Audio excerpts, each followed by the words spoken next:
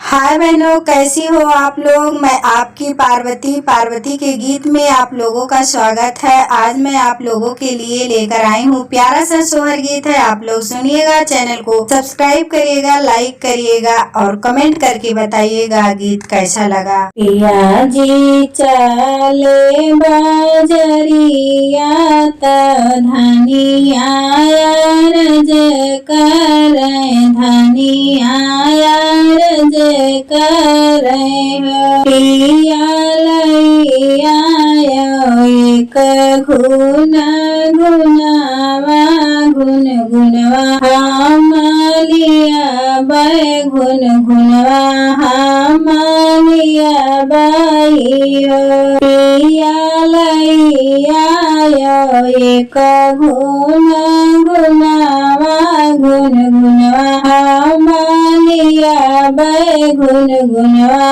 हम लिया बाई हो। इतने बचने सुने पिया तो धन से ती बोले तो धन से ती बोलाई हो। धन नहीं तोरे गोदी में ओरिंगवा घुन घुनवा काऊ करबू घुन घुनवा काऊ करबी धना तू तो बाटियो जनम बाजिनिया घुन घुनवा नाही सो है घुन घुनवा नाही सो है धना तू तो बाटियो जनम बाजिनिया घुन घुनवा नाही सो है घुन घुनवा नाही सो हो।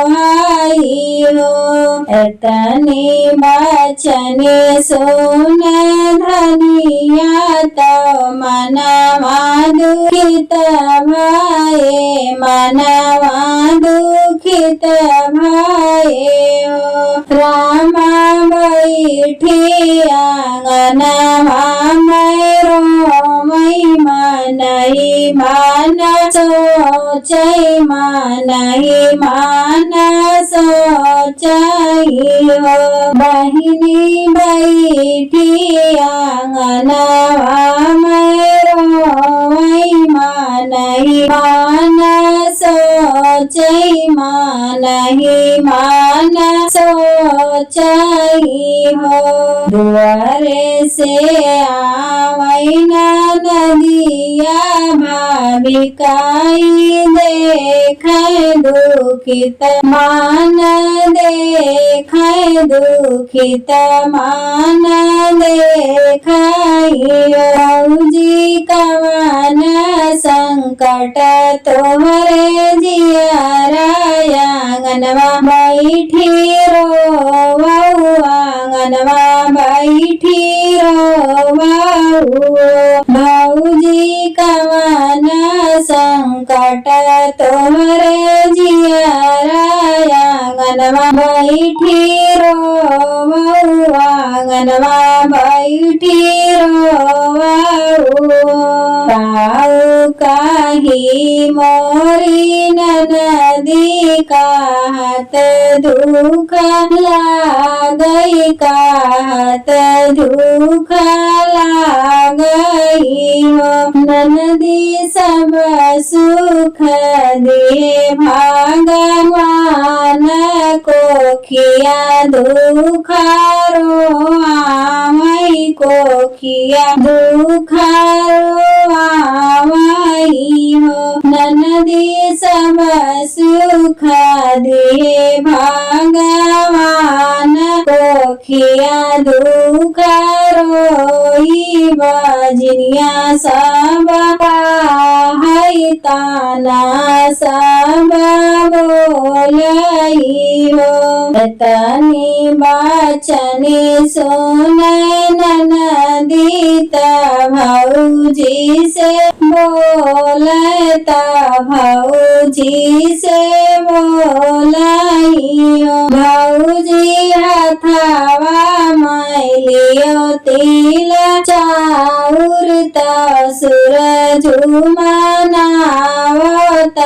सूरज मनावहु भौजी सूरज देवा दई है आशीषिया लालना तोरे होई है लालना तोरे होई है हो भोरे भोरे उठाई धनिया तो भोरा मैना हानि तो भोरा मैना हानि नियो बहिनी हथवा मैली तिल चाउर तो लोटा भार जलवाई हो बहिनी सूर्य देवा जलवा चढ़ावई तो जलवा चढ़ावई हो